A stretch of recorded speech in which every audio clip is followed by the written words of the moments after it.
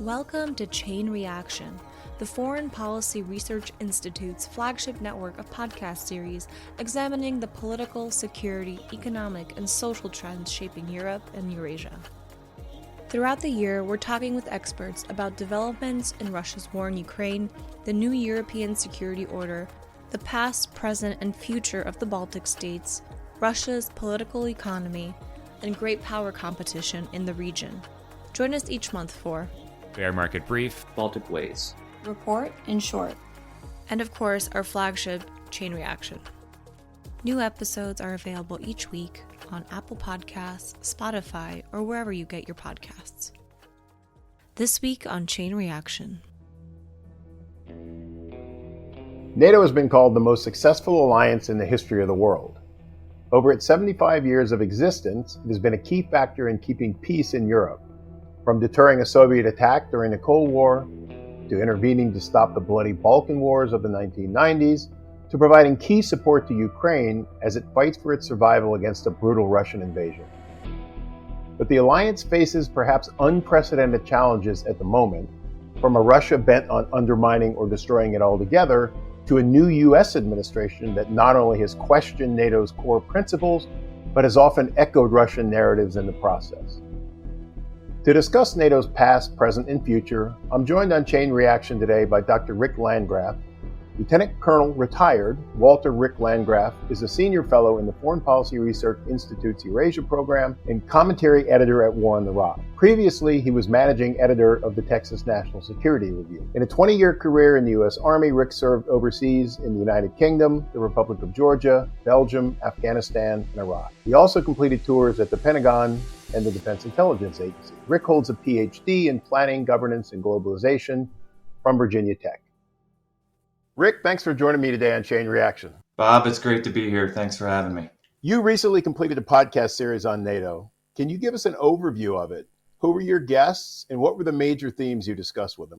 Sure, Bob. Thanks. This was a podcast series that was supported by the NATO Public Diplomacy Division. So a few months ago, about 6 months ago, FPRI launched a new project called The Ties That Bind, NATO at 75 and Beyond. Part of this project was a 5-part podcast series, interviews, analysis from experts and NATO officials, as well as a few special events. And the idea was to examine how the alliance has shaped the transatlantic relationship and what challenges lie ahead as the alliance turns 75 years old, and with the Trump administration 2.0 coming back to the White House. The goal was to bridge the gap in understanding the mission of the alliance, its activities, and its role in safeguarding the security of both the United States and Europe. So we had some ambitious goals, and we set out to do a 5-part podcast series covering various themes. As far as our guests, we featured 18 guests from 11 NATO member states and partners, and some of the highlighted guests, which was really an honor to be able to talk to and get their insights, was former NATO Secretary General Jaap de Hoop Scheffer, the former Deputy Secretary General Ambassador Alexander Verschbauer, and former U.S. Ambassador to NATO Lieutenant General Douglas Lute. To gain their insights of people who were behind closed doors and working in the corridors of NATO was just absolutely fascinating.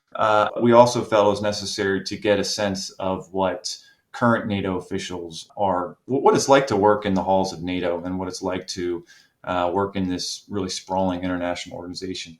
And then one of the people we spoke to in that regard was the NATO Policy Planning Unit Chief, Benedetta Berti, and she works in the Office of the Secretary General. So you got some heavy hitters, and especially among former officials, they're able to speak a little more openly and freely than people who are currently serving. Did you hear anything that really surprised you, especially from the former officials? The interview with former Secretary General Scheffer, which I think we've included as part of our in brief conversations on the FPRI site. It's a separate interview. You could check out the transcript on FPRI's website. But really, the Secretary General is such a unique position because there's not a lot of formal authority. There's not a lot of positional power. The power really comes in being able to set an agenda for the alliance, being able to bring that experience of serving on a national level. And it's very different, as he reminded us, because he was the defense minister of the Netherlands. And then from that position, he was selected to become the NATO Secretary General, which is a trend that has actually stopped, because the last few Secretaries General have been national leaders first, which might give them a little bit more gravitas on the stage of NATO as a whole. But what he said to me is that as far as his primary job as Secretary General is really to preserve political cohesion and unity across the alliance. That this was his main focus as Secretary General. And the quote that kind of stuck with me is that he was a shepherd, and the idea was that his intent was to keep the flock together, which really speaks to the importance of effective ties between individual leaders. And this is what a lot of people say one of the reasons why the new Secretary General Mark Rutte has been selected, because he has an established pretty good working relationship with President Trump. So the Secretary General's role is to be that consensus builder, be that agenda setter within NATO, which I found that, I mean, I had an idea of that before from my own personal research, but to hear that from the horse's mouth, so to speak, that he spent most of his time traveling around the national capitals of the alliance, meeting with national leaders, and maintaining and bolstering that political cohesion across the alliance. I thought that was absolutely fascinating. So, Rick, you're a scholar of NATO yourself, and you're also a practitioner, having worked in the U.S. military and U.S. Army for a couple of decades. Did you learn anything new from talking to all these former and current NATO officials? One of the things that I want to point out, and a way to kind of talk about and think about NATO, because so much is focused, rightly so, on the fact that it is a traditional military alliance defined by a commitment to mutual military support in the event that an ally gets attacked. But this idea that NATO is an alliance, it's really only one aspect of NATO's identity. NATO has kind of a multifaceted identity that it can project at certain times when it's doing certain things. And I think there's three main sides to this identity. One is a conventional military alliance we've talked about, which is really a focus in a lot of respects in the discourse. The second is that it's an international security institution, and one that has built up really robust institutional structures, a permanent military and multinational military command, a permanent civilian administrative bureaucracy, a couple thousand civil servants spread across multiple commands and headquarter locations. So it's really a forum for cooperation. It's a forum for information sharing, a forum so the allies can have more predictable and coherent relations, not only on the military front, but also politically. And it really speaks to what a lot of institutional scholars would say, the stickiness of institutions, that institutions find a way to stick around because the members of these institutions find it useful. It's a useful way, and it's a useful mechanism to align security policies and align foreign policies. And the third is one that is equally important as the first two, is the idea that NATO is this security community of Western liberal democracies, really defined by a collective identity, a collective idea of values and meanings and attributes, and a space where the members of this community have found a way and value settling their disputes peacefully. I think that's a really useful way to conceptualize NATO when we have these discussions and when NATO's in the news. Yeah, thanks for that, Rick. That's a great overview of sort of the different identities or different purposes of NATO. Well, we need to address the elephant in the room, and that's the future of the U.S. commitment to NATO. In your view, given some of the recent statement actions of the Trump administration, how secure is the U.S. commitment to NATO? Well, it's hard to keep up with the day-to-day machinations. I know we talked about this out at the outset before we went on air. It seems like so much is happening so fast just in the first 30 days or so of Trump administration 2.0. Personally, I am seriously concerned about the future U.S. commitment to NATO. I think there's really two possibilities. I would have said three maybe a month ago. The third being a continuation of the status quo, where the United States has a serious, both a rhetorical and a material commitment to being the leader of NATO. And let's be clear here. So a great quote that I came across a while back is that the thing about NATO, it's at once a consensus-based organization where these major decisions take the agreement of all 32 allies. But on the other hand, it's an asymmetric alliance, and meaning that everybody knows that the United States has decisive influence within the alliance. I remember this quote, all flags fly at the same height at NATO headquarters in Belgium. But in reality, in practice, everybody acknowledges that the United States has really decisive sway. And that's not to say that the United States gets its way all the time within NATO. And if it did, Ukraine and Georgia probably would be members at this point. If we look back to the Bucharest summit, the Bucharest decision years ago, back in 2008.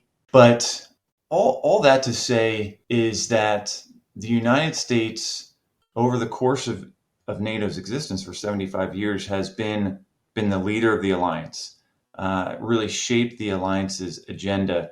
And I'd say particularly in the post-Cold War era with respect to enlarging the alliance's membership, as well as its functions, doing out-of-the-area operations in the Balkans, in Afghanistan, and then also enlarging its membership from 16, I think it was, at the end of the Cold War to 32.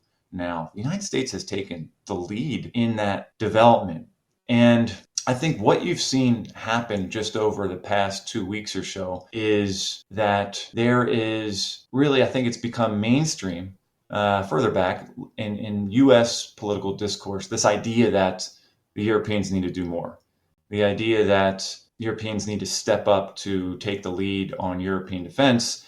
And the other side of that coin is that the United States might be stepping back from this role. So I'm not so sure that there's a couple things that could happen here. One, the United States could formally withdraw from the NATO alliance. I think there's a remote chance of this happening. I think that it would be extremely foolish for the Trump administration to do something like that because the alliance isn't perfect. But the European allies are the best allies that the United States has. And if there is a future war against China, well, we're going to need allies, not just the allies that the United States has in the Indo-Pacific, but the allies, the 32 allies we have in the NATO alliance. So I doubt that a formal withdrawal will happen. But what I could see happening is what some observers are calling this dormant NATO approach, where the United States moves to pull back, withdraw U.S. forces from the continent. And I think there's around 60,000 U.S. troops spread across Europe.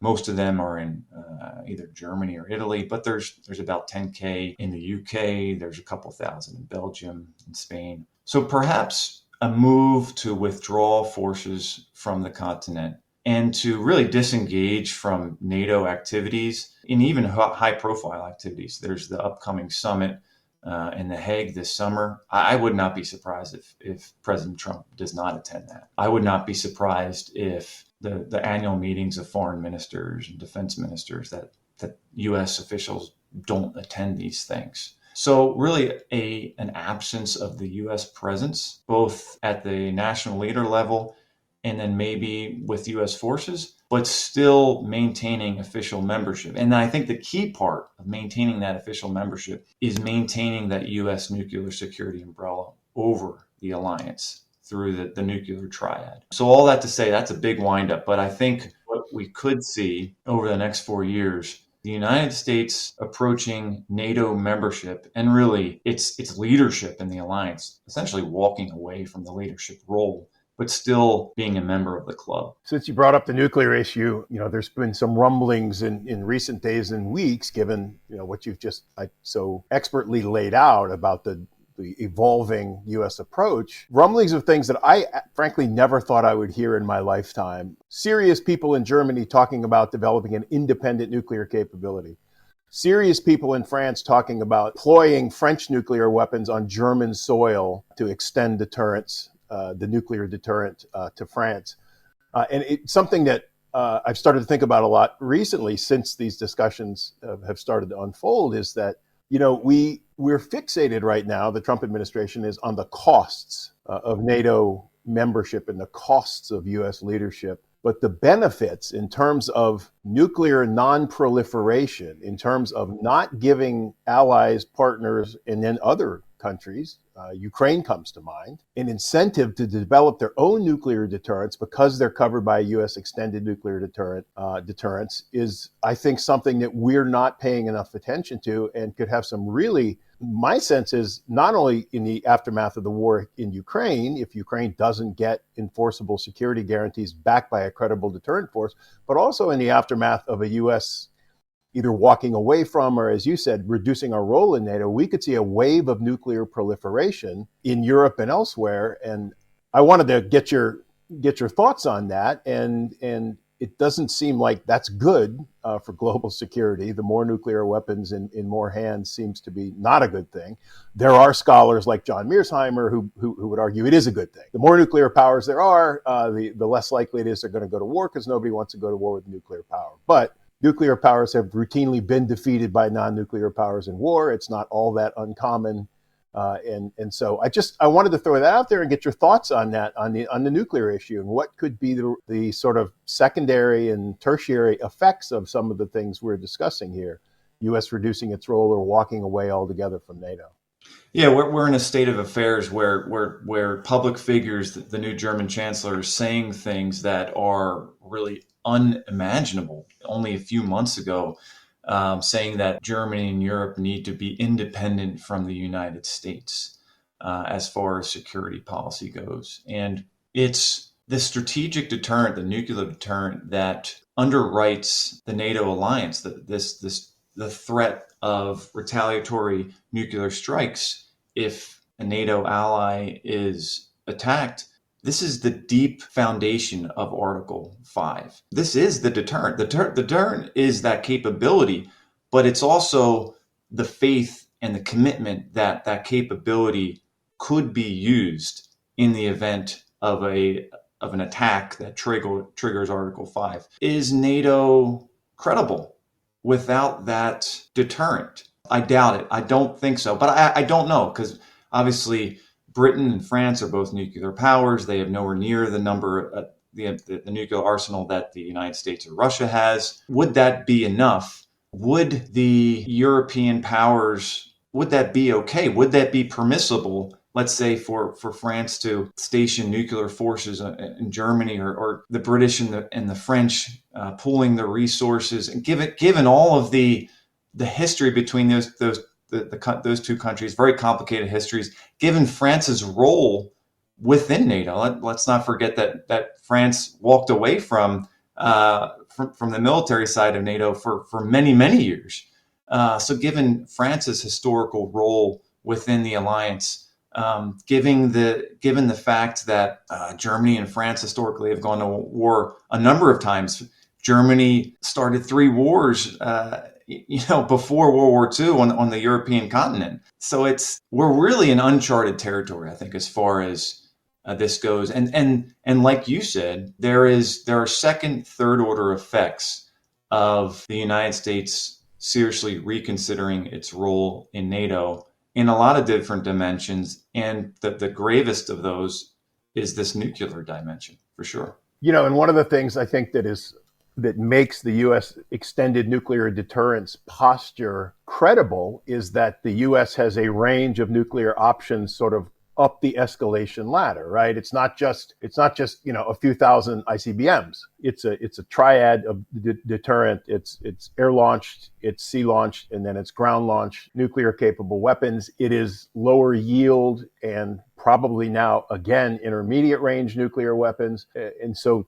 as long as we're on this nuclear topic, I read or heard something recently from the UK talking about having to modify their nuclear deterrent to give them deterrent capabilities at lower levels on the ladder of escalation, right? Because it's not just about the potency of the threatened response, it's also about the credibility, right? So you have to have lower yield and shorter range options so that you don't go straight to strategic nuclear war. So again, now we're talking about more countries having more nuclear capability on more levels. Again, right now we're in the talking stage, but if the US does actually pull back or walk away altogether from NATO, it's, like you said, I think uncharted territory is the best way to describe it. It's a future that I don't think anybody in the US national security establishment until very recently seriously had to consider. And this is also in the context that the post-Cold War nuclear arms control regime has totally broken down.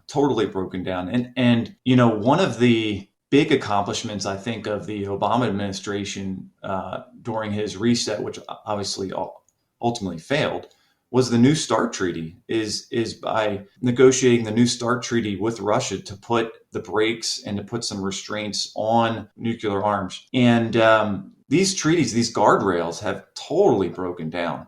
And it's not, I think both sides are at fault, but so all of this is potentially happening within the context that these treaties that were once there are no longer there. Yeah, again, another sort of destabilizing factor, right? Not only do we won't have New START, we don't have the Intermediate Range Nuclear Forces Treaty anymore. We don't have the Conventional Forces in Europe Treaty. We don't even have Open Skies, which was a confidence building measure. So the entire Cold War arms control regime is in tatters at the same time as more countries are talking about developing more and different types of nuclear capability. So yeah, uncharted waters, as you said. So last topic I wanted to discuss with you, of course, is Ukraine. Ukraine's relationship with NATO has been a topic of discussion for a long time. As you said, the Bucharest summit, April of 2008, NATO adopted a policy that said Ukraine and Georgia would become members of the alliance, but stopped short of offering them a path to membership and stopped well short of offering them any security guarantees. But so in the aftermath of the war in Ukraine, when it ends, and it of course will end, all wars end, but when it ends and how it ends, what do you see Ukraine's relationship being with NATO, especially now, again, given administration officials on the US side saying it's unrealistic for Ukraine to consider NATO membership? Well, the key part of that question is when and how it ends. And NATO has made clear in its official statements, and this was included in the Washington Summit declaration, is that I think there's this term, membership is irreversible. Membership will happen once the war ends. The problem with making these assertions that membership will happen once the war ends is that, of course, it incentivizes Russia to just keep fighting. So I think we should first say that, as you said, NATO and the United States really leading the Eastern enlargement of the alliance for the past 2+ decades, NATO has come out and said that Ukraine will become a member of the alliance. This was first said in 2008. It has been followed up in countless NATO declarations since then. It has been followed up by successive U.S. administrations since then, reiterated many, many times. And over the past 2 decades, NATO has moved to partially integrate Ukraine into the alliance, creating special NATO-Ukraine institutions and councils and commissions, creating special development and capacity building packages, giving Ukraine special access to NATO training, activities, military exercises, bringing Ukraine into NATO's procurement cycle, procurement structures. All of this has been done outside of what was the normal way to integrate a state into the alliance, which is through the Membership Action Program. This is a mechanism that was developed after the first round of enlargement. As you know, NATO and the United States, they've been moving to integrate Ukraine for the last 2+ decades. And then during that time, when Yanukovych came into power in Ukraine backed away from that, established neutrality for a period of a couple of years. So this was really the first time in NATO's history where NATO had said, a country is going to join the alliance, and then that country, being Ukraine, then walked away from pursuing NATO membership and then reversed again after the annexation of Crimea in 2014 and set back onto the path to try to join the alliance. So all that to say, NATO and Ukraine have had a very long, very kind of bumpy relationship over the past 2+ decades. But personally, I think it's when and how the war ends, whether that decides how Ukraine will be brought into the alliance as a full member. And what's happened with Secretary Hegseth's comments at the Munich Security Conference, essentially saying that Ukraine's membership is not practical at this time to recover the lost territories, eastern Ukraine and Crimea is not practical. You know, what he said, I think, it shocked a lot of observers, and a lot of people are making this out to be that these are giving away concessions before negotiations start on ending the war. At the same time, it's also acknowledging what has been the private transcript for many, many years. In talking to people, both at NATO headquarters, across the alliance, people who work on these issues, it has been an open secret that Ukrainian membership really is not practical under these circumstances. But this was never made public. Now it's out in the open. You've got the United States Secretary of Defense, arguably the most powerful cabinet member in the administration, saying that one of NATO's closest partners, probably its closest partner actually, is not going to join the alliance. After a period of about 25 years, the alliance has been working to integrate NATO. And after a period of about 15 years where the United States has said, you will become a member of NATO. So this is a dramatic reversal. For many years, there was this public transcript about Ukraine saying that Ukraine can join NATO if it wants. NATO is a voluntary organization. NATO values national self-determination. It values state sovereignty. So if a country like Ukraine wants to join the alliance, as long as it meets the requirements, well, it's free to do so. Now what you're hearing, now what's burst out into the public transcript is that, well, those things are all well and good, but the fact of the matter is that Ukraine does not control all of its internationally recognized territory, and there is no consensus on membership in NATO for Ukraine. So what you're seeing is that U.S. officials, senior leaders of the administration, are acknowledging these hard realities on the ground. And I don't see a scenario where Ukraine will gain NATO membership anytime soon. Yeah, like you aptly pointed out, those were the private conversations inside NATO and for a long time, and probably between NATO and Ukraine. But of course, one of the basic tenets of bargaining theory is you don't give private information away to your interlocutor, or your adversary. You keep that private information private, right, about intentions and capabilities, and you reveal it only in the context of the negotiation when you need to get something for it. Or when you're forced to give it up. But as you said, it's burst into the public domain, and now it's something that people talk about openly. I think you also were really right, and I'm glad you did, to bring up sort of the ambivalent attitude Ukraine had toward NATO membership for a long time. Both the political class, which was exemplified by the Yushchenko, very sort of pro-NATO, to the Yanukovych, anti, and as you said, withdrew Ukraine from membership consideration to Poroshenko, who then put it back on the agenda. And the Ukrainian people, in surveys, it sort of bore this out. There was very lukewarm support for NATO membership until 2014, and then, of course, until 2022. And now the surveys are clear, and the political class is united that NATO membership is Ukraine's future, and for them it's the overarching foreign policy priority. So We'll have to see where this goes. A lot to discuss here, or a lot to discuss, and also to observe over these next few days and weeks. And I think and we talked about this many years ago, is what does Ukraine really want, right? Ukraine really wants a security guarantee. Whether that's through NATO membership or whether that's through a bilateral agreement with the United States, I don't think the Ukrainians really care.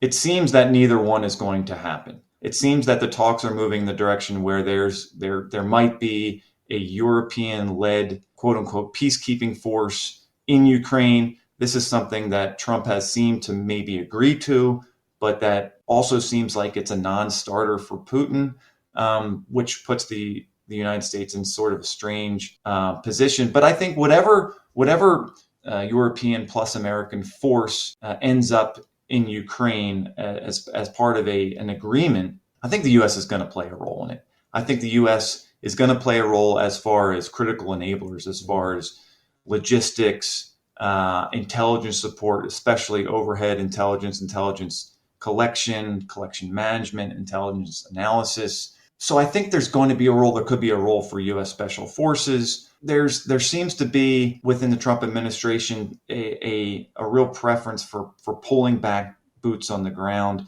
not having boots on the ground in Ukraine, not having maybe less of a footprint in Europe of conventional forces. Something that's for someone that was stationed in Europe a couple of years ago in the UK. The United States has about 60,000 troops in Europe.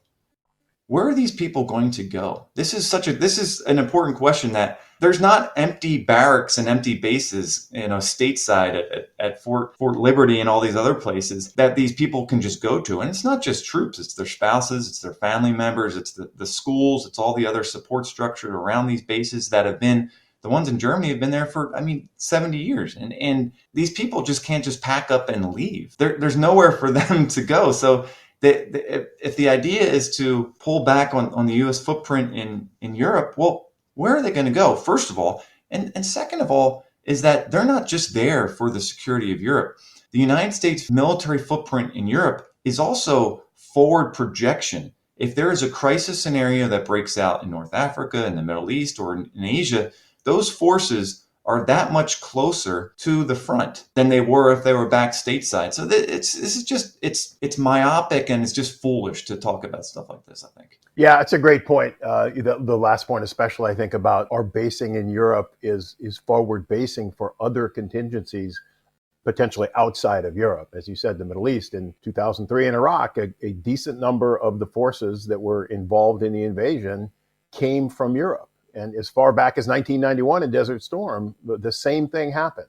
So it makes the deployment of those forces faster, cheaper, and more effective to have them somewhere outside of the U.S. So, Rick, we'll leave it there. Thanks so much for joining me. For our listeners, I would encourage you to look to take a listen to the NATO podcast that Rick hosted for us. It's a great series, and there are some great guests, and Rick is a great host. And so, if you're interested in NATO, and I would argue you should be right now, given how important it's been to U.S. security and European security and how much it's in the news now, take a listen to those podcast series that Rick hosted. But again, Rick, thanks for joining me today on Chain Reaction. Bob, it's been a pleasure. Thanks so much. Thanks for tuning in to Chain Reaction, a podcast of the Foreign Policy Research Institute, examining the political, security, economic, and social trends shaping Europe and Eurasia. Throughout the year, we're talking with experts about developments in Russia's war in Ukraine, the new European security order, the past, present, and future of the Baltic states, Russia's political economy, and great power competition in the region. Note that the views and opinions expressed in this podcast are those of the participants and do not necessarily reflect those of FPRI. I'm your host, Dr. Bob Hamilton, head of Eurasia Research at FPRI. Visit us at fpri.org for more on today's topic and many others in the world of foreign policy and national security. Thanks for listening. See you soon.